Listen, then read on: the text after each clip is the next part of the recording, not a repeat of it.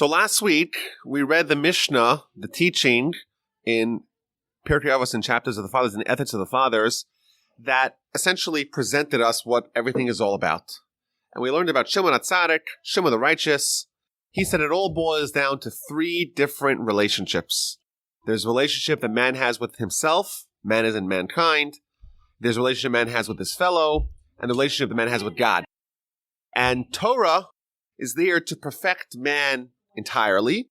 That breaks down to the three different arenas of our life. To perfect ourselves personally, we have Torah. To perfect ourselves with our relationship to God, we have Avodah, which is worship of God. And to perfect the relationships we have with other people, we have Chesed, we have kindness, so love and kindness. The next three Mishnahs, the next three instructions will address each one of these three categories more specifically, more deeply. So the first one is going to talk about Avodah, worship of God. What are the parameters of Avodah, which is one of the three pillars upon which the world stands? And essentially, we're going to learn about Avodah is about creating a relationship, a lasting, a strong, a robust relationship with God. So what are the keys to creating a lasting, deep, profound relationship with our Creator? Once you learn about some of those principles, they are indeed applicable to all kinds of relationships. You know, a lot of times relationships go bad. And that's not necessarily because it had to go bad, but because the proper steps, the proper measures were not implemented to make sure that it's going to last. So here we see an approach to how to develop a lasting relationship with God. But again, like all of these teachings, they can be used in other arenas, in other instances. Now, this is a very difficult subject that we're going to address today. And it's a very subtle one. Maybe that's the reason why. It's a very subtle point. I want to read the Mishnah quickly, and then we'll break it down piece by piece. Antigonus ish Soko. Again, we're going through this lineage of Torah. We started with Moses. Eventually, we met the men of the Great Assembly. Last week, we learned about the last of the men of the Great Assembly, Shimon the Righteous, Shimon HaTzadik. And now his student, the next link in the chain, the next generation, the leader is someone by the name of Antigonus, the man of Soko. He lived in Soko, which is in southern Israel. And he received the tradition from Shimon HaTzadik, from Shimon the Righteous. And like Shimon HaTzadik before him, like many of the great sages after him, he had a maxim, he had an aphorism that he would always say. That was his thing that he used to repeat again and again. What would he say? Al tihiyu ka'avadim ha'mishamshim et harav al manat lekabel pras. Do not be like servants who serve their master on the condition of receiving reward. Ella, rather, havu ka'avadim ha'mishamshim et harav shelo al manat lekabel pras. Rather, you should be like servants who serve their master not on the condition of receiving reward, and let the fear of heaven be upon you. V'hi mor shamayim aleichem. This is the three teachings that he would convey. Number one, do not be like servants who serve their master with intention to receive reward. Number two, rather you should be like servants who serve their master without intention to receive a reward. And finally, let the fear of heaven be upon you. What this Mishnah is telling us, what Antigonus is telling us, is that when we serve our master, when we serve God, what should be our motivation for that behavior? It should not be like servants who serve their master with intention to receive reward. Rather, it should be like servants who serve the master without intention of receiving reward. And finally, let the fear of heaven be upon us. So let's dig into this individual and this teaching. So Antigonus is one of the most mysterious characters we're going to meet in this book. We don't really know a lot about him. Besides for this statement in the Mishnah, there's one other teaching in ancient Jewish history about him, and it also incidentally relates to this Mishnah, to this teaching that he would always say. If you remember last week, Shimon HaTzadik, he met Alexander. So he was there at the beginning of the Greek takeover of the known world. And after Alexander died, as we know, his empire was broken up into various other Greek empires. The Seleucids, the Ptolemies. The Seleucids were in Assyria and Asia Minor. And the Ptolemies or the Ptolemies were in Egypt. And then you have the Macedonians, who were in what we call today Greek proper. Now, all these were different shades of the same ideology. They were all Greek, but Greek with slight variations. And the Jews, over the next 150 years, from the conquest of Alexander until the Hasmonean rebellion that we celebrate every Hanukkah, they were living under Greek rule of various kinds. Initially, it was the Ptolemies, and then it became the Seleucids, and that led to the revolt of the Hasmoneans and restoring independence, Jewish sovereignty over Israel.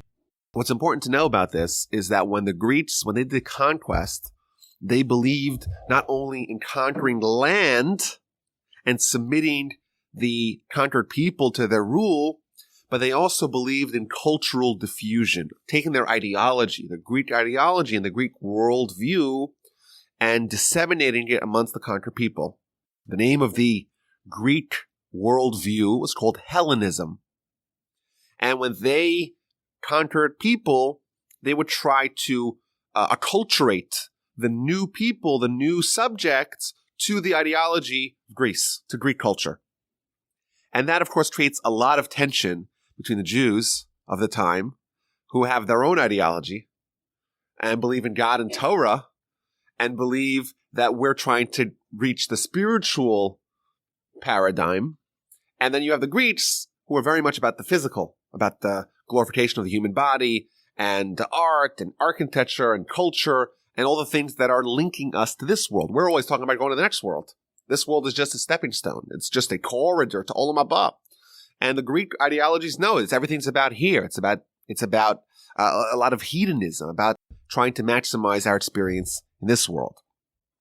And there were many Jews who were captivated by this new conquering people who were very sophisticated. Previously, a lot of the cultures that the Jews interacted with, they were barbarians. And then they meet the Greeks. They're very advanced. They're into the sciences. They're into learning. They're into codification, organizing law. They have a lot of commonality with our people and our way of living.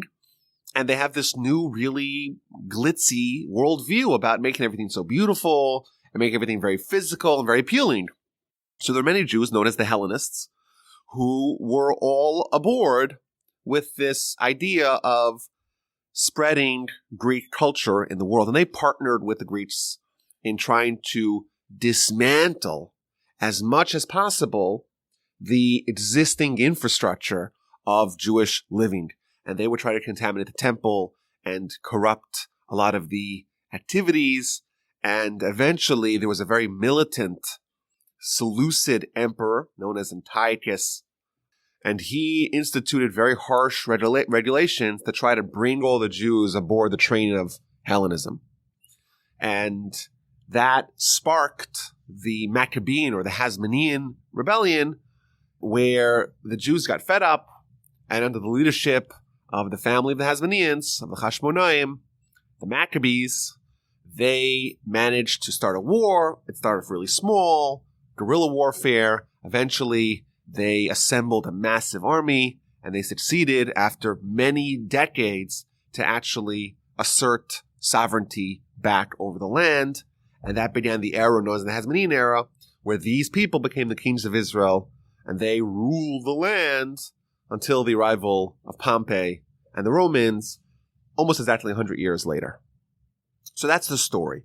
So we have these Hellenists who are introducing all these new ideas to Jewish world, and there's a lot of conflict between the traditionalists, which is the absolute overwhelming majority of the Jewish people, and many of these new Hellenists who are very often very wealthy. They're the upper strata, they're the aristocracy, and they're the ones who were more amenable to the Greek ideas.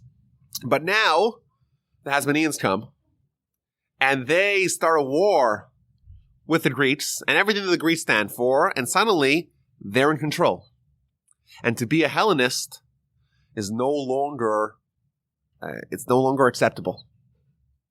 And there's a pivot that would make political spinsters today blush, where all the Hellenists, they suddenly disappear from the map, and suddenly you have a rise of a group called the Sadducees. And the Sadducees were essentially the same Hellenists rebranded.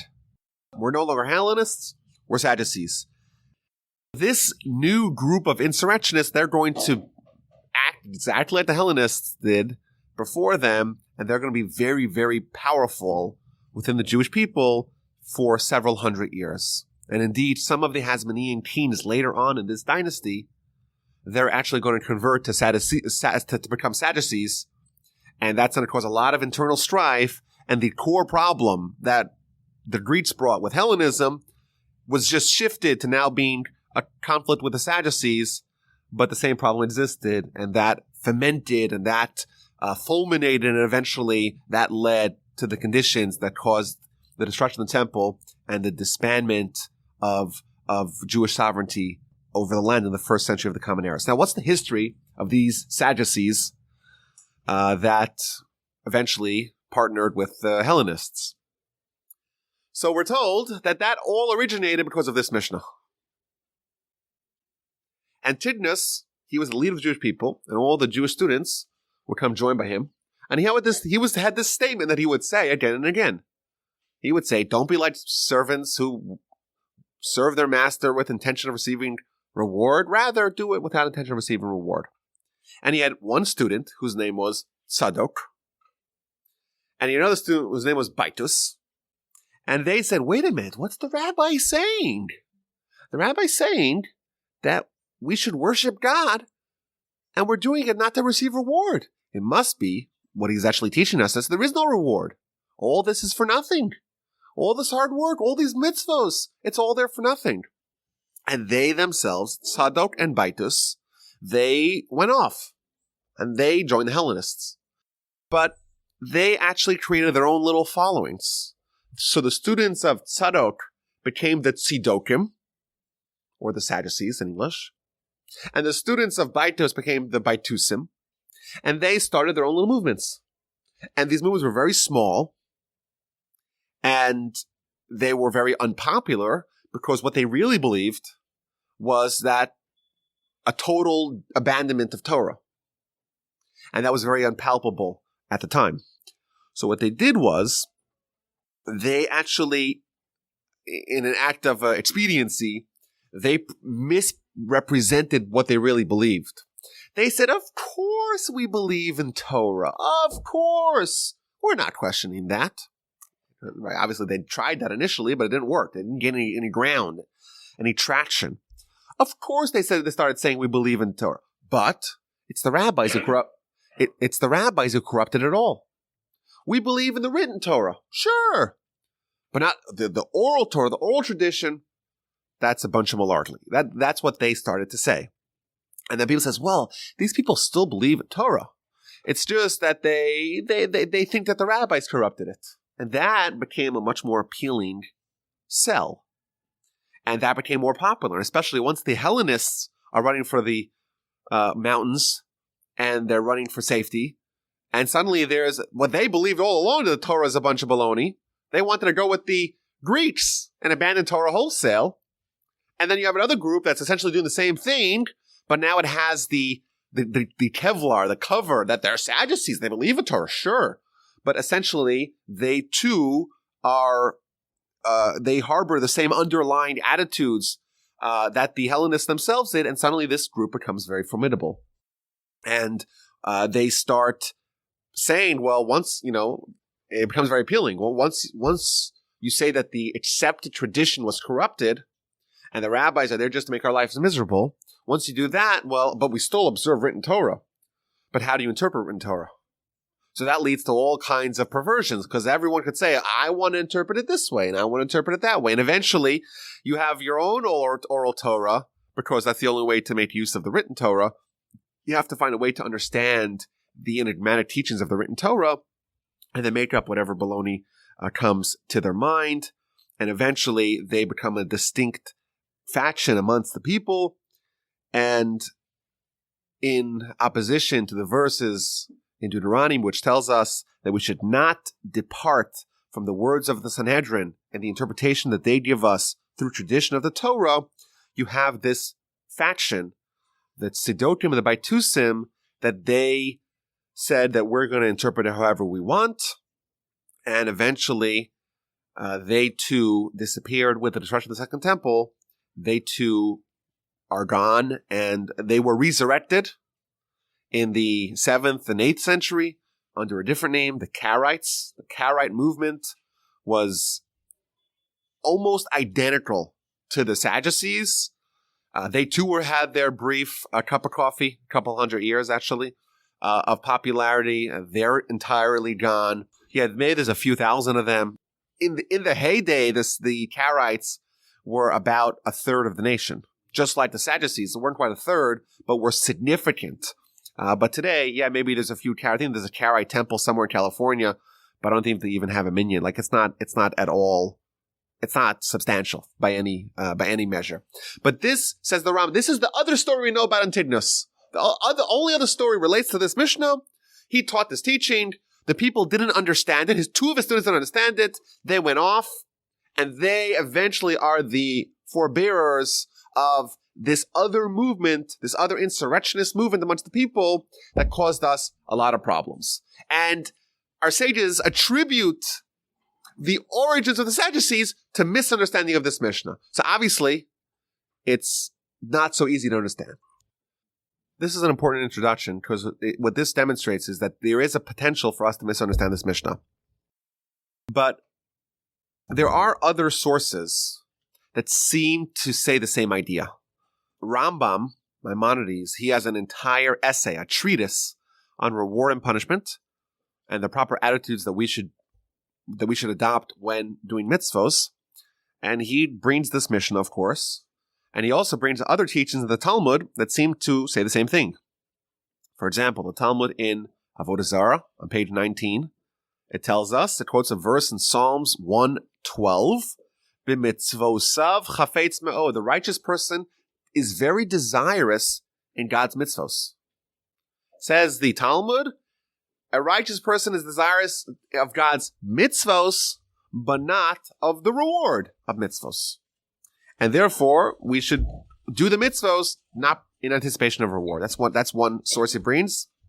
Another from the Midrash, from the Sifri, that says quite plainly, Shema Toma, perhaps you may say, Hareini Loma Torah B'Shvil She'eh Asher, I'm going to study Torah so that I'll be rich. Or that I'll be called a rabbi, everyone will give me honor. Or that I should get reward in Olam Haba.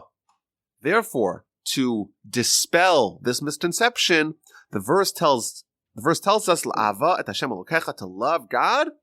Everything that we do should be out of love.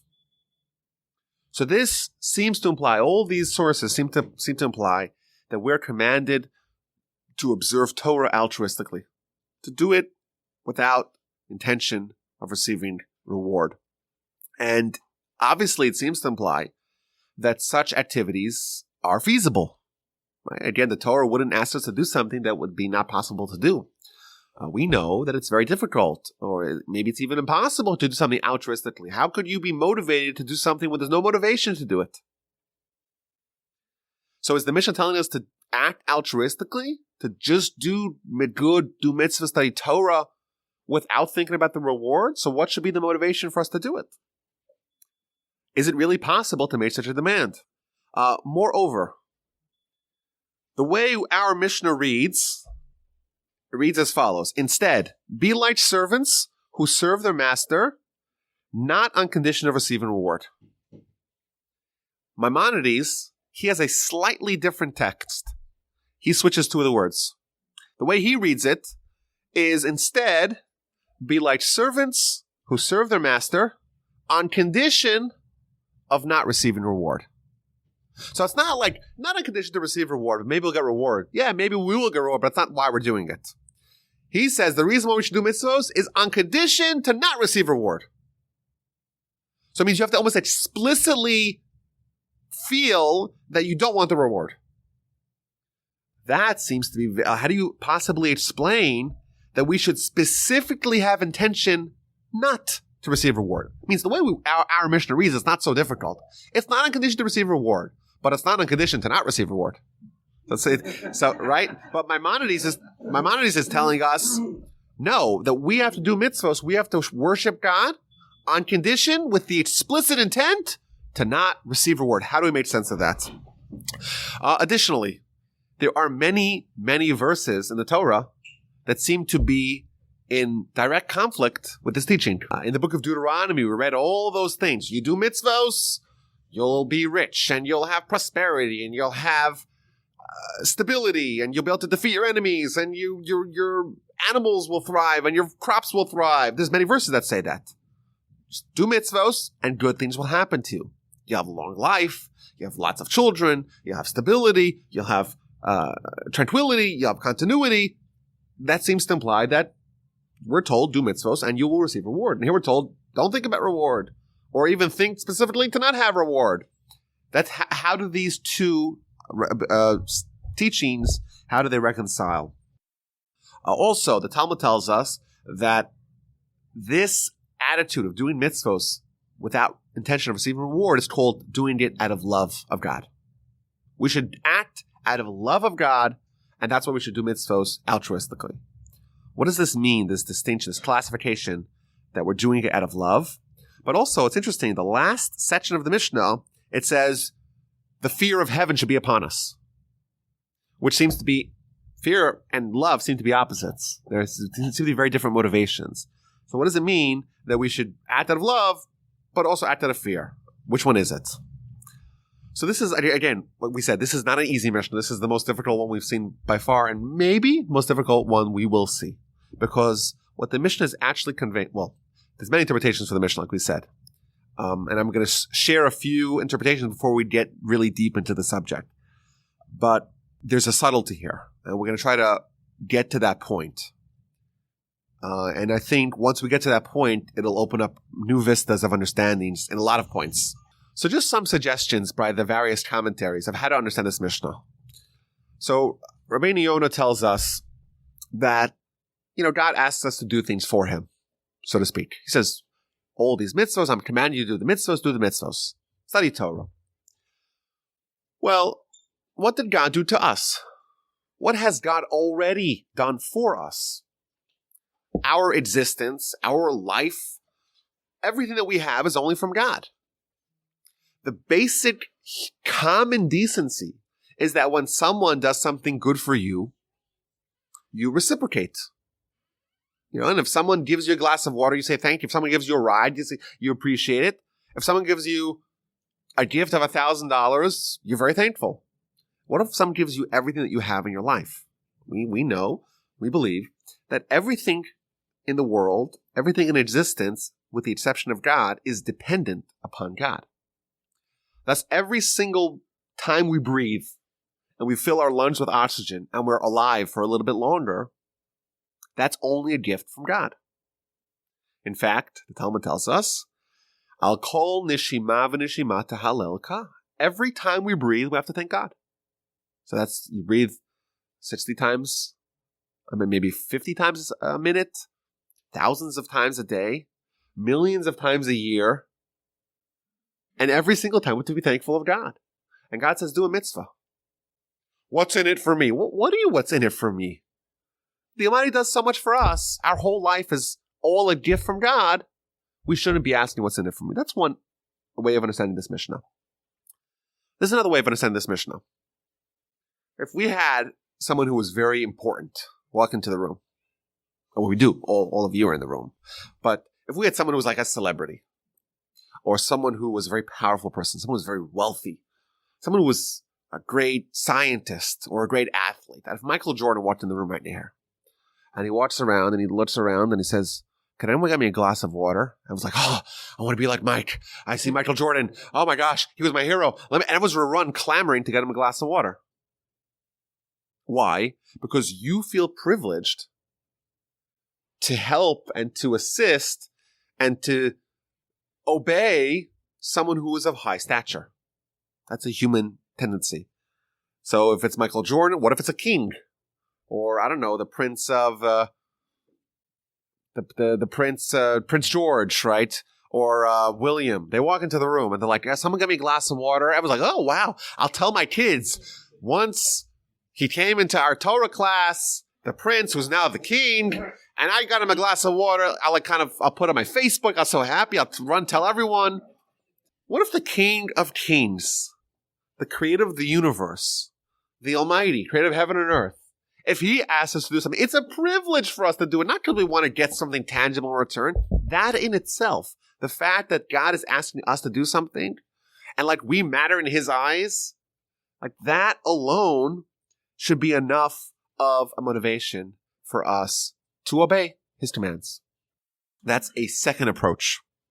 The Chassid Yavuz, one of the great books on Pirkei Avos, he likens it. He says there's two ways that we could work or we could worship. And he gives us an example of two different kinds of employees. You have the salaried employee who has a contract, and he has, he's given 20 days of vacation a year, and he clocks in at 9 and clocks out at 5. And then you have another kind of employee who is the heir to the company. There's no contract. And he comes in on Sunday and he works 18 hours a day and he doesn't even make a salary. And if you actually look, who makes more money? The heir, who's working under his dad's tutelage to take over the business, or the employee? The salaried employee is less dedicated to the job and gets paid more. But the heir, he'll work even without getting paid. And the employee, well, he has to get paid wages, and he gets what he deserves and nothing more. And if you don't pay him, he quits. But there's actually a superiority in the relationship and in the work of the heir versus the employee, salaried employee. The employee's mandate, the dictum of the employee is, I'm going to do the minimum amount to not get fired or to advance, to get promoted. That's the logical approach of a salaried worker. Right? I'm going to do whatever it is that's bare minimum, because I'm really motivated about is myself. I want to get paid. And therefore, but I don't want to work hard. So it's all about their selfish motivations. I want to work only as much as needed to make as much money as I can. I'm not going to put in extra work and not unless it will yield something for me. Whereas the heir, well, they're all in. And they have a much greater upside. Even though they get paid less on a salaried basis, but they're investing in something much bigger. Whereas the employee gets his wages and maybe it benefits, and that's it. What this mishna is telling us is that it's not telling us to reject the idea of us getting something from God for our behavior. What it's telling us is be like the heir, not like the employee. Don't just have this rigid relationship. It's a working relationship. There's contracts and there's lawyers to interface between us and God. We'll work, we'll get paid on a salary basis. No, what it's telling us is there's much bigger upside for us to invest our life in it, and not to think about the petty paychecks, the bi-weekly paychecks that you get, and that's the relationship. That's where it ends. No, it's about building something much grander, and the upside is much greater. So that's, I think, a very nice way of thinking about this Mishnah. What it's telling us is, of course, it's not telling us to repudiate the notion of us gaining something. Rather, it's quite to the contrary. It's to augment, to increase, to expand, to amplify what it is we could gain, but that demands that there is a certain relationship here. There are, I think, good ways to think about what this Mishnah is conveying. But I want to share with you something, a treasure. I want to share with you a treasure. There's Maimonides. He wrote an essay, a treatise on reward and punishment. And it's so beautiful, and it's so fundamental, so critical, and so pivotal. And he addresses this point, but he presents an idea that's such a powerful idea that really explains this Mishnah. And it really, I think, could formulate an entire worldview, certainly on Torah, but on relationships as well. So he begins by kind of asking a question. And he says, listen, we believe that you do mitzvahs, you'll get something good for it. What exactly is that reward? Is an entirely different question. And he writes, he says, there's so many different opinions, and there's so much misunderstanding, and there's so much confusion, and people don't exactly know anything about this, but I'll clarify it for you. So first what he does is he breaks down the 5 different opinions. There's 5 different opinions amongst the general population as to what it is the goodness that we get from doing mitzvahs. By the way, if you want to read this, it is in his commentary in Mishnah, and it's an introduction to the last final chapter of the book of Sanhedrin. It's a little bit of a difficult read because uncharacteristically, Maimonides is speaking in very verbose terms, and he throws in tangential points, so it could be a little confusing. You read it a few times and it makes total sense, but it's so fundamental. So let's start with his initial assessment, surveying of the land. He says there's 5 different opinions I hear amongst people, and they're all wrong. The first opinion says that the reason why we do mitzvahs is that we should get entrance to paradise. And paradise is a wonderful place, Gan Eden. You could eat and drink and not work hard and have so many diamonds and gems and comfort, and there's rivers full of wine. Everything's wonderful. And if you do mitzvahs. And if you sin, you go to Gehenna, and that's really terrible, it's really painful. And that's the first opinion.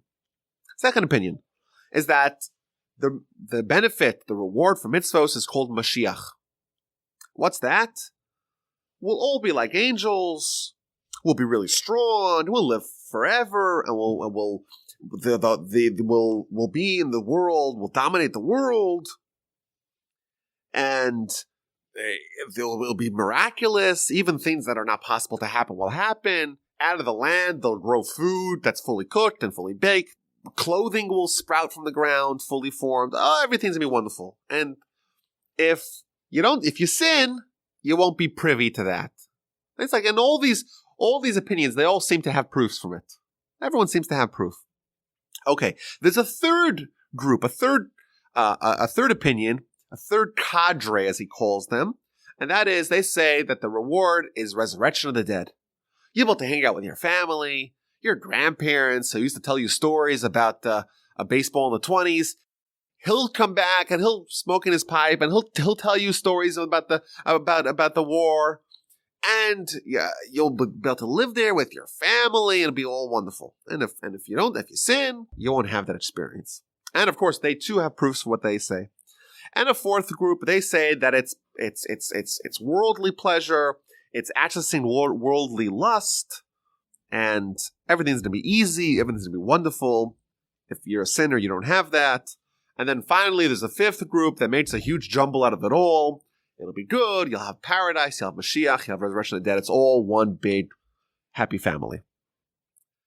But the one thing that no one talks about, says the Rambam, is Olam Haba. No one knows what it is. No one knows what it means. No one knows how you get it. And he's kind of lamenting the fact that the one critical point, the one true answer, people don't talk about it. That's his introduction. And then he starts talking about, he gives an analogy. He gives a parable, which is much more directed to our Mishnah. He says, I'll read you his introduction. He says, and you, who is reading intently my book, understand this parable that I'm going to analogize for you. And then prepare your heart and listen to my words in all of this. He's telling you, listen very carefully. Imagine, this is the parable. You have a young boy. And the young boy, his father sends him to go study Torah by the teacher. And that, of course, Maimonides interjects, that's the best thing that could be for him. That'll help him the most in advancing his life. But the child, he's little. And his mind isn't solidified. And he doesn't realize that studying Torah is the best thing for him. He wants candy. He wants lollipops. That's what he wants. Don't give me Torah. I don't want Torah. I want lollipops. So what do? They bring him to the school. And the teacher says, in one hand, he has a chumash, a Torah. And then he has lollipops. He says, you study Torah, I'll give you lollipops. You don't study Torah, I won't give you lollipops. The kid sees the lollipops. He wants the lollipop. He doesn't want the Torah. But he'll study Torah. He'll suffer his way through it to get the lollipop. And that's a good deal.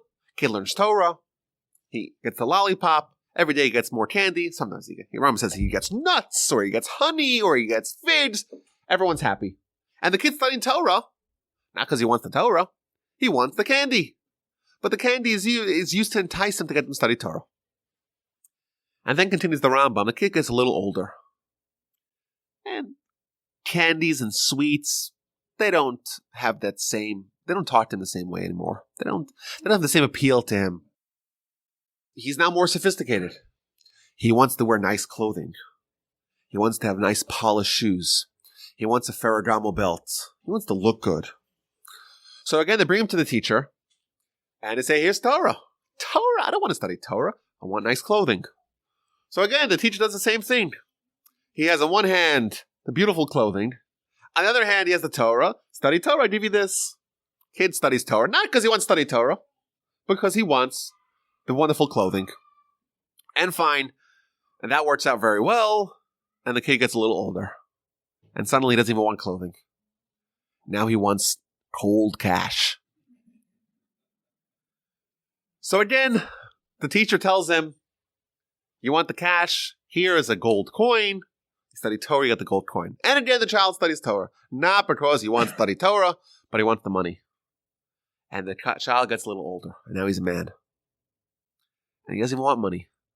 What he wants now is honor and prestige. And he wants people to look up to him. And he wants to be called a rabbi. And he wants to be called a judge. And he wants people to stand up when he walks into the room. That's what he really wants. So he goes to the teacher, and the teacher says, you know what? Here's Torah. Study Torah. And if you study, everyone will think you're so smart and so clever. And everyone will stand up for you. And everyone will call you rabbi. And they'll address you questions. And they'll give you honors. And the child studies Torah. The man studies Torah now. And he studies Torah, not because he wants to study Torah, but only because he wants the honor and the reward and the prestige that is associated with it. Says the Rambam, all this is wrong. And I want to stress his point. His point is not that the idea of reward is wrong per se, but the model of studying Torah to get some other reward that's external to Torah, that's the problem. What he tells us is it's fine for someone to say that I'll study Torah. Oh, and what does that mean? Naturally, if you study Torah, you'll become wiser. And you'll maybe get something to make it easier. But the idea of not studying Torah for Torah's sake, to study Torah for some other reason, some other external reason, that's problematic. You have someone he's old, he's studying Torah only because to get something else, which is a fleeting pleasure. However, just as an aside, there's nothing wrong with doing it. He tells us, actually, this is the proper way to educate children. Don't mistake what he's saying to say, I'm going to tell my kids, sorry, there ain't no candy for you. Study Torah because of Torah. That's a mistake, says the Rambam. You know why? Because the kid doesn't understand that. His mind is not developed enough to understand that you're supposed to study Torah for Torah's sake alone. He doesn't get it. And therefore, all he gets is candy. So it's better for you to give him the candy and have him study Torah so his mind could develop and he could connect more to perfection. What he's telling us is that it's okay to employ this tactic even though it's not ideal. But this is all a tactic to get someone to a destination. This is not the end game. And even when someone is advanced they're already a scholar, they could still make the same mistake and hinge their Torah study and their mitzvos and their observance of God on something else. And that's a problem. Now, what he's telling us really is that all those other things, you'll have wealth and you'll have prosperity, and you'll have stability, and you'll have sovereignty, and you have hegemony, and you'll have a family, and you'll have long life. All that the Torah says you study Torah. Those are not the essential rewards. That's not reward at all. All that is what God is telling us is, if you want to do Torah, you want to do mitzvahs, I'm going to facilitate that. I'm going to enable that. If someone's hungry, if someone's stomach is growling, how could they study Torah? How could they do mitzvahs? How could they focus on anything else? So God's telling us in all those verses that are describing reward for mitzvahs, they're not the actual essential reward of the mitzvah. Rather, what the Almighty is telling us is that if you want to do this, I'm going to enable you. I'm going to facilitate it. I'm going to remove all the inhibitors. I'm going to remove all the distractions and to enable you to do what you want. But that's not the reward. The reward is olam haba. That's the actual reward. And here's where the point I want to get to. What is olam haba? And can we say that we're doing mitzvos to get olam haba? It seems like if olam haba, if that's the actual reward, whatever it is, but if that's the actual reward, is it still okay to say that I'm going to dwell and focus on this, on olam haba, as my motivation for doing mitzvos? So the Rambam tells us that it's not okay. This Mishnah, Antigonus Isoko, don't do mitzvahs to get reward. What that's telling us is that even the absolute reward, even not the candies, the olam haba, you should not do it because you should not do mitzvahs in order with the intention of getting that reward. But he explains it, and this is, I think, the subtle point which makes it really hard to grasp. He says that the proper way to worship God is that you should realize that a healthy person, someone whose soul is active and present in their life, which is how he describes a healthy person, someone like that will realize that mitzvos and olam haba are not external factors, rather they're internal factors. What he says is like this, and he says it in a very poetic and beautiful way, but to make this simple, what he says is like this. This idea that reward is external from the activities that bring about the reward, that's the misconception. The idea of study Torah, you get something else, be it a lollipop, be it clothing, be it money, be it a title, be it olam haba, whatever it is. That is the critical mistake, to think that doing the mitzvos are something external from the reward that those mitzvos engender. That's the mistake. And I want to kind of elaborate on this point. In the Hebrew text of this Mishnah, it uses the word pras. It uses the word, don't be like servants who worship their master on the condition of receiving pras, reward. Rather, be like servants who worship the master without the intention of receiving pras, reward. There's actually another word that is used to describe reward in Hebrew. It's called schar. Schar. So all the commentators are saying, why does the Mishnah use the word pras and not the word schar? And the Rambam tells us that the word pras means it's a gift. It's out of compassion. It's not something which is necessary.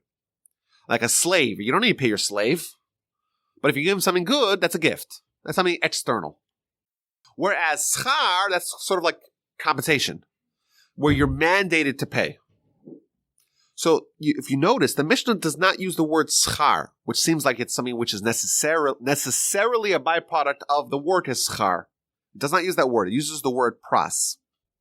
What this is telling us is that a mitzvah is going to evoke reward.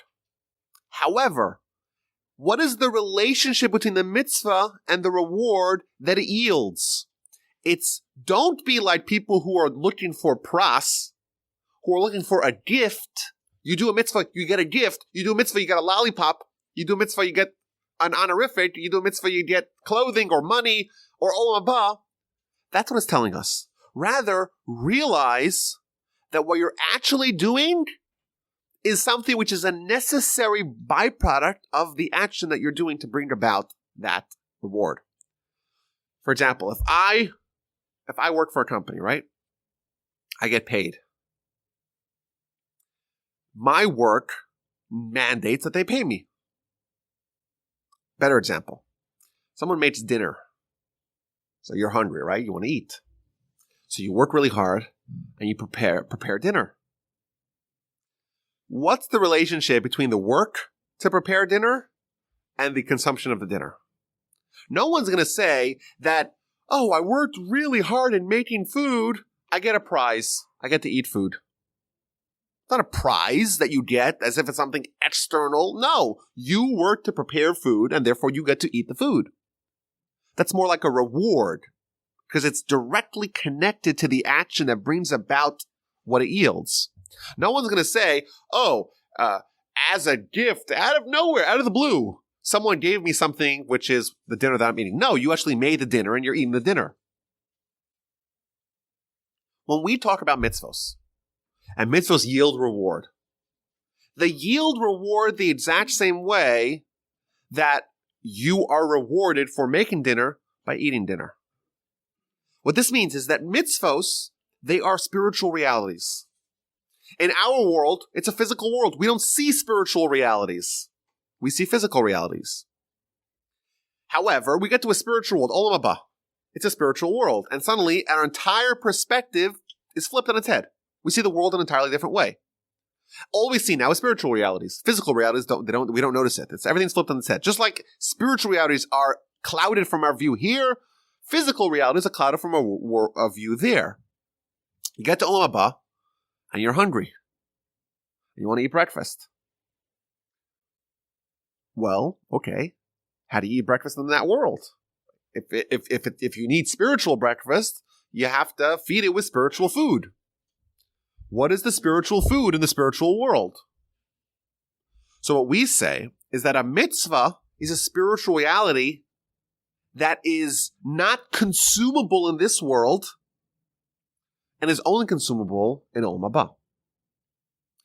But if you're doing a mitzvah today, it's not some gift that comes out of the blue in olam haba. Oh, let me give you a reward that's not at all related to the activity. Actually, the activity itself is creating the reality that is consumed in olam haba.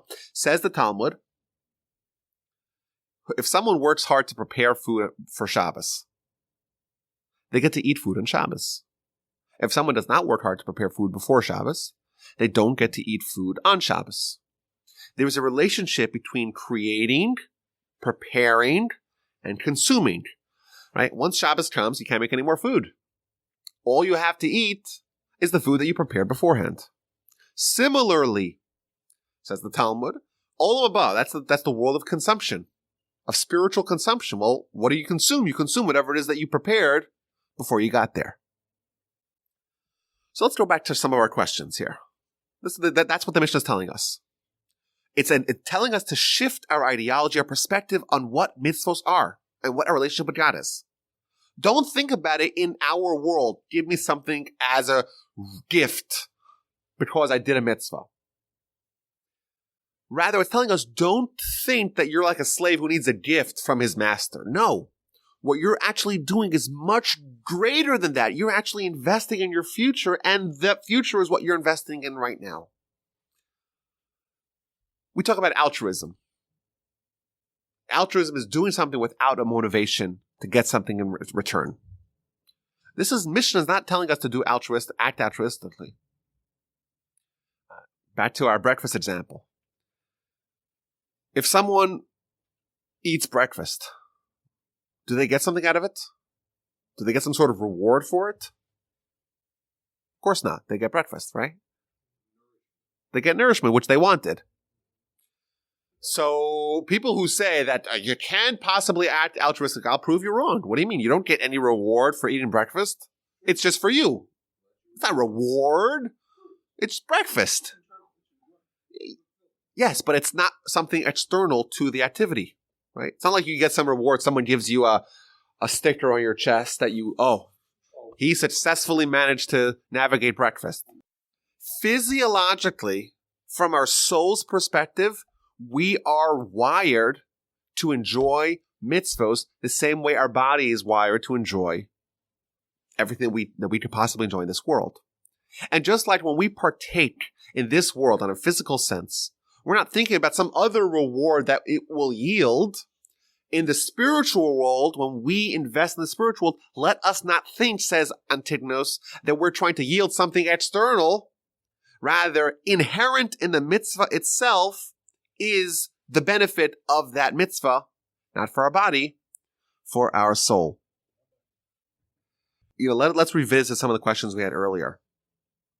When we talk about doing something out of love, what is the grounds to create a loving relationship? If everyone is motivated for what they can get out of something, I'm only going to act if I could get some sort of tangible, immediate reward for it. I'm not going to take out the garbage unless I get plaudits from my spouse. And everything I'm doing, I want something which is external. Like, that's not going to lead to love. Love is about investing in the relationship itself, not in something that I'm going to get. So you say, why do people get married? Why do people invest in relationships? Is it for themselves or is it for their spouse? It could still be for themselves and yet not be selfish, right? Because they themselves want to invest in the relationship. Not because every action is selfish, because every action will yield me some sort of benefit. No. When you have a relationship based out of love, you're investing in the relationship itself. Of course, you benefit from that. I'm not saying I'm not benefiting from it. You are benefiting from it. But if you think about the fact, every action, what will I gain from this? Then actually, ironically, it's going to cause the relationship to devolve. Says the Rambam, you have to be so wary of saying, in the relationship you have with God, what's in it for me? Because by even saying that point, of course it's all in it. You will benefit from it. And you have to be aware of that. But if you think of what is a tangible, palpable benefit I could get in this world from this, the second you make that equation, the relationship is going to devolve. Therefore, the way he reads the Mishnah, you should worship God, work for God, with the explicit intention to not receive reward, to not receive a prize. I don't want anything to cloud the relationship. Yes, I'm not doing it altruistically. I'm doing it for myself. But it's for me. It's for my soul. It's for my eternity. And I think this, I think, it really opens up a new perspective of what mitzvahs are. If someone says, I'll do a mitzvah and I'll get something as a reward, but that reward is something external to the mitzvah themselves, they're actually selling themselves short. They're not realizing the power and the potential of a mitzvah. So ironically, what the Mishnah is actually telling us is we should do it for a reward, but for a much grander reward that is not transactional, that I'll do this and I'll get something in return. I don't want that kind of reward. I want a different kind of reward, a reward in Olam Haba where I'm investing in myself. And even with regards to Olam Haba, don't say, I'll do this, I'll get Olam Haba. Don't separate the mitzvah from the transformation that the mitzvah brings about. Because the second you do that, you're downgrading it to the parameters of this world. And again, like we said, this is a very subtle point. And you can see perhaps why to students, the Sadducees, the forebear of the Sadducees and the Baitusim, they're like, wait a minute, he just told us not to think about any reward. Why are we doing this? What is in it for us?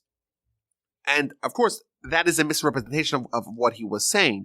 What he was saying is that let us make ourselves into people that are worthy of getting Olam Haba. Let us invest as much as we can in ourselves, in our soul, and not try to sell out and cash in early, so to speak. Let me get something right away without changing myself. I think that this is a very powerful thought for us to keep with us in our pursuit of any relationship.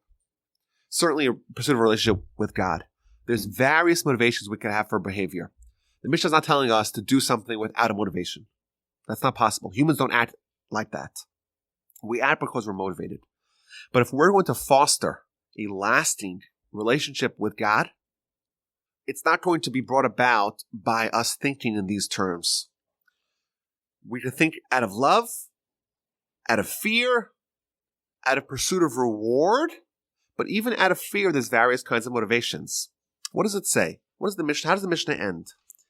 V'yehei mor shamayim aleichem. Let the fear of heaven be upon you. All the commentaries point out that in Jewish sources, there's two kinds of fears that we have with respect to God. This fear of heaven and this fear of punishment. If you'll notice, the Mishnah does not tell us that we should fear punishment. Because by doing that, again, we're downgrading the relationship. When it says fear of heaven, it means let's invest the relationship in a serious way. Let us have fear of heaven, so to speak. It's not fear of what's going to matter to us. Let us deepen our relationship with God by making it very serious, by recognizing that, well, heaven, it's expansive. It's not just like what will happen to me if I don't fear God. What would happen to me if I disobey God?